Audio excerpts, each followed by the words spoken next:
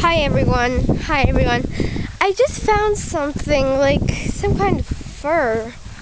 Something very mysterious. I don't know what it is. But what the heck is it? Oh yeah, there it is.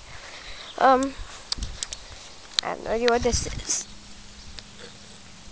Some kind of fur or something. No idea. And yeah. This is our apple tree, and well, it has buds, sort of, and it's like making it doesn't have like buds. It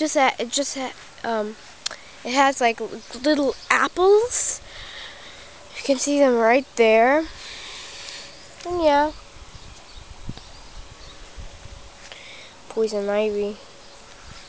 Well, wait, it's not poison ivy, but it's one of those plants that has one of those sharp thorns.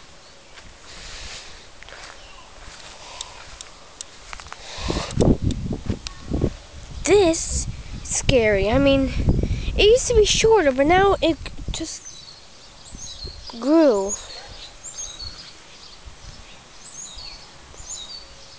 I don't know. Ugh.